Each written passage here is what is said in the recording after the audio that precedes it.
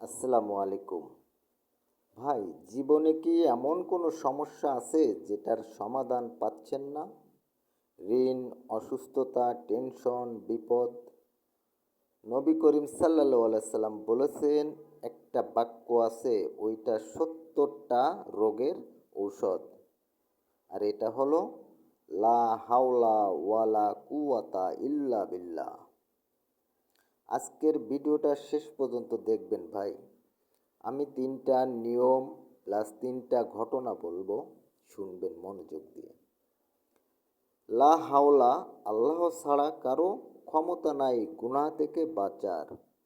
ওয়ালা কুওয়াতা, আল্লাহ ছাড়া কারো শক্তি নাই নেক কাজ করার।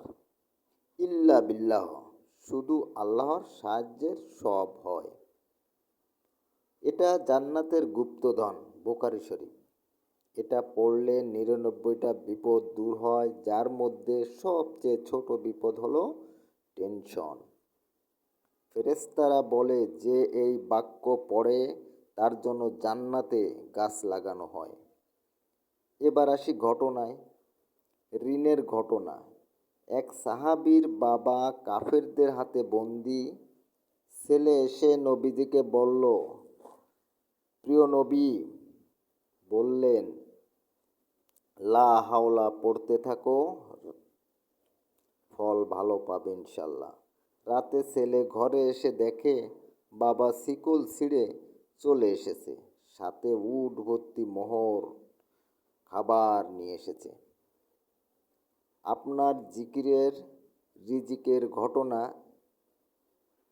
একদিন কোনো হোটেলে খোলা নাই, খাওয়ার জন্য হাঁটছি আর হাঁটছি, লা হাওলা পড়ছি।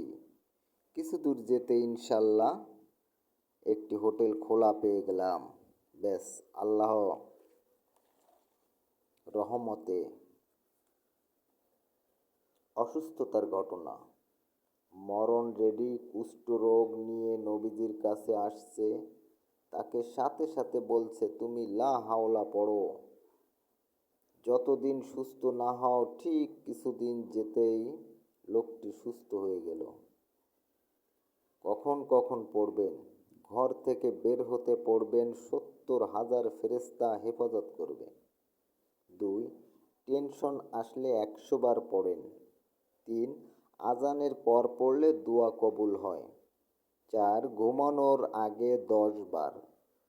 5. সিজদায় চোখের পানি ফেলে পড়ুন। ভাই, আজ থেকে নিয়ত করেন 7 দিন ১০০০ বার করে পড়বেন। কমেন্টে লিখেন, আমি শুরু করলাম। আমি আপনার জন্য দোয়া করব। ভিডিওটা শেয়ার করে অন্যকে জানার সুযোগ দিন। একজন উপকার পেলে আপনি সওয়াব পাবেন।